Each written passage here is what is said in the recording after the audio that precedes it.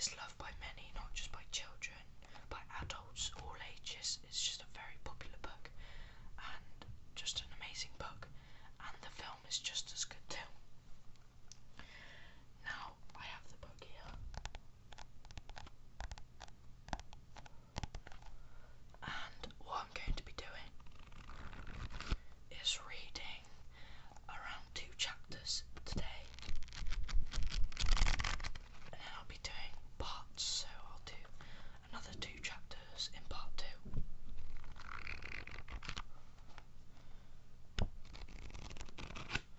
Hopefully it is relaxing for you, and sorry about the noise in the background if you can hear it, because it's very windy in England today.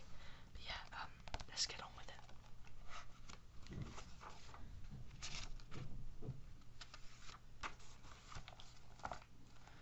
Chapter 1. Until he was 4 years old, James Henry Trotter had a happy life. He lived peacefully with his mother and father in a beautiful house beside the sea. There was always plenty of other children for him to play with, and there was the sandy beach for him to run about on, and the ocean to paddle in. It was the perfect life for a small boy. Then one day, James's mother and father went to London to do some shopping, and there a terrible thing happened. Both of them suddenly got eaten up in full daylight, mind you, and on crowded streets, by an enormous angry rhinoceros which had escaped from the London Zoo. Now this, as you can well imagine, was a rather nasty experience for 2 such gentle parents, but in the long run it was far nastier for James than it was for them. Their troubles were all over in a jiffy. They were dead and gone in 35 seconds flat. Poor James, on the other hand, was still very much alive, and all at once he found himself alone and frightened in a vast, unfriendly world. The lovely house by the seaside had to be sold immediately, and the little boy, carrying nothing but a small suitcase containing a pair of pyjamas and a toothbrush, was sent away to live with his 2 aunts. Their names were Aunt Sponge and Aunt Spiker, and I am sorry to say that they were both really horrible people. They were selfish and lazy and cruel, and right from the beginning they started beating poor James for almost no reason at all. They never called him by his real name, but always referred to him as "you disgusting little beast," or "you filthy nuisance," or "you miserable creature," and they certainly never gave him any toys to play with or any picture books to look at. His room was as bare as a prison cell. They lived, Aunt Sponge, Aunt Spiker, and now James as well, in a queer ramshackle house on the top of a high hill in the south of England. The hill was so high that from almost anywhere in the garden James could look down and see for miles and miles across a marvellous landscape of woods and fields, and on a very clear day, if he looked in the right direction, he could see a tiny grey dot far away on the horizon, which was the house that he used to live in with his beloved mother and father.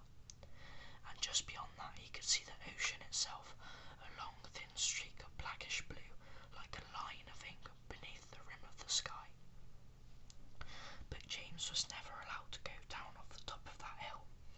Neither Aunt Sponge nor Aunt Spiker could ever be bothered to take him out or herself, not even for a small walk or a picnic, and he certainly wasn't permitted to go alone. The nasty little beast will only get into mischief if he goes out of the garden, Aunt Spiker had said, and terrible punishments were promised him, such as being locked up in the cellar with the rats for a week, if he even so much as dared to climb over the fence.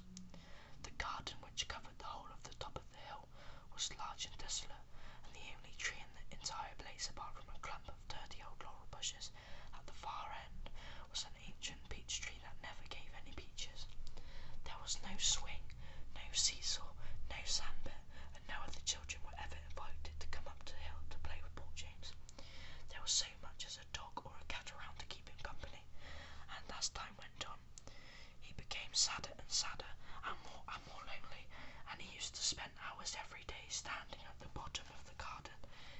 gazing wistfully at the lovely but forbidden world of woods and fields and ocean that was spread out below him like a magic carpet. Chapter 2. I'm just going to take a drink.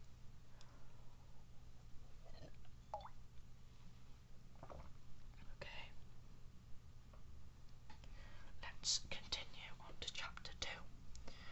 After James Henry Trotter had been living with his aunts for 3 whole years, there came a morning when something rather peculiar happened to him, and this thing, which I say was only rather peculiar, soon caused a second thing to happen which was very peculiar, and then the very peculiar thing, in its own turn, caused a really fantastically peculiar thing to occur.